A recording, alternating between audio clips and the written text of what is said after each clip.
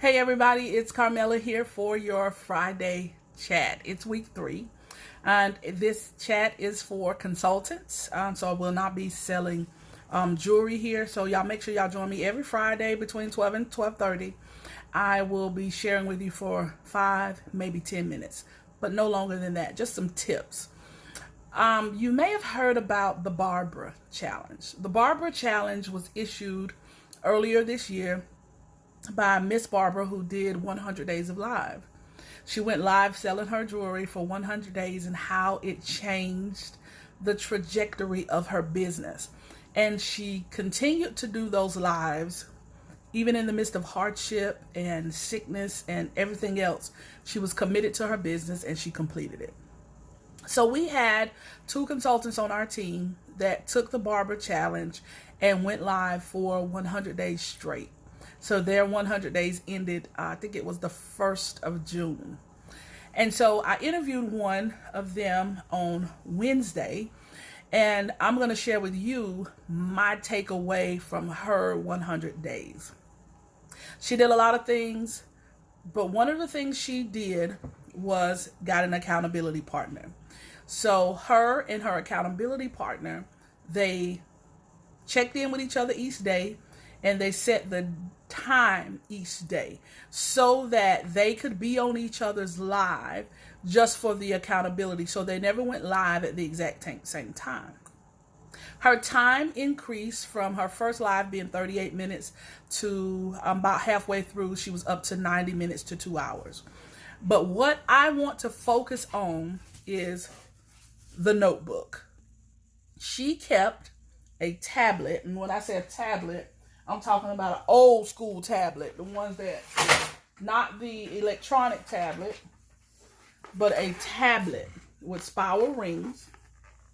So when you go live, I want you to get a tablet. This is your live book.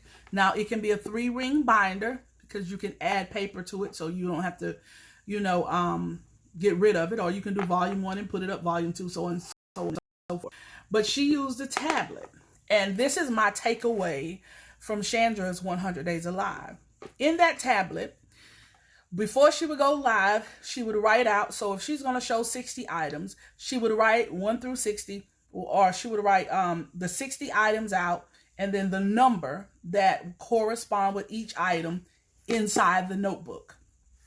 She would put the date at the top, today's date. And if it was day 50 of the live, day 51 of the live, however, she tracked it. But if you're not doing 100 days live, you still can use this. Put the date at the top, list out your inventory and the corresponding number. Walk with me because it's going to make sense. What happened for Chandra is at the end of each live, she would make sure she logged the inventory. She would log the number that corresponds with those items that she showed on that live. Then she would write down how many likes she got, how many shares she got, how many people were on the live. And so there was viewers, live, shares, and then the orders that came in, she would even write them on that piece of paper. So you got the front and back of that piece of paper, even those orders. So if you're already selling 200-300 pieces per live, you don't need to do this. This is for those who are trying to build. And so you would write down those orders on that live.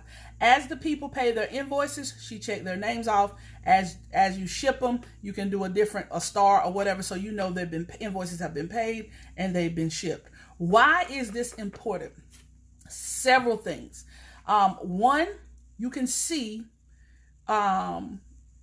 how your lives progressed. So she went from 38 minutes to her first live to over 90 minutes. Like, she literally put how many minutes each live was. So you can see the progression of your lives. It'll all be in your notebook. She can see the progression of the viewers. How she even put what time she went live in that notebook. Because when she was going live at 10:30, people was there. There was a couple of nights she needed, because of other obligations, she had to go live at, say, 8 o'clock. Well, at 10 o'clock, she was getting messages. Where are you? And she's like, oh, I went live at 8. So she sent them the replay. So what did this notebook do? The notebook taught a lesson. She's able to go back through that notebook and say, okay, I shifted from 30-minute lives to 60-minute lives in about 15 days. Then I was up to 90-minute lives. By day 25, I was up to 90-minute lives. By day 45, that was her thing. By day 45, everything shifted. By day 45, she would have a lot of people on her lives. How does she know this? Because she tracked it. She saw the difference. During the live, she continued to stay plugged into the team pages. She continued to study other people that was live. She continued to do trainings so that she could better herself and progress. So as she bettered herself, more people came on the lives. As she remained consistent, more people not just came on the lives, but they shopped on the lives. And so she was able to track everything. And this is the thing, when you're doing a marathon, even if you got 500 numbers, if you're doing 30 days, it's not going to be long before you run out of your numbers. And people always shop your replays. And so what can you do? Now you got your notebook. You don't have to go back and rewatch that live video to see what they order.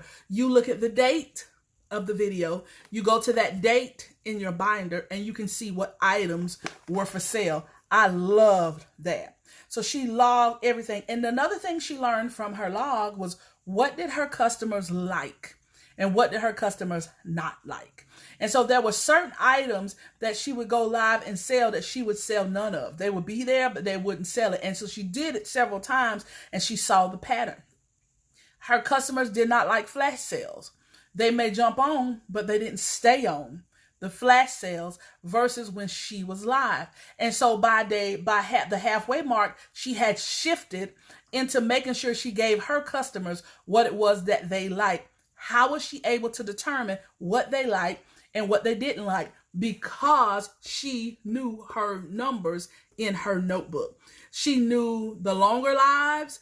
If people would come in and stay longer on the longer lives, she did. If she did games, she would write that down to know, were they playing more games than shopping? And if so, do I need to make an adjustment? She will make an adjustment. How does she know? Because she knew her numbers, because she logged it. So that's my tip for you today. Get you a live binder, track everything per day, and then you'll have your numbers so that you can make an adjustment to what your clients, your customers need.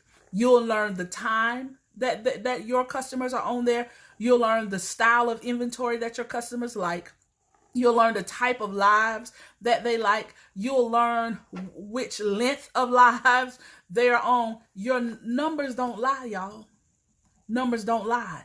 And when you do a marathon, by tracking what you sold on each day, you won't have to go back and waste time rewatching videos. You got to know your numbers.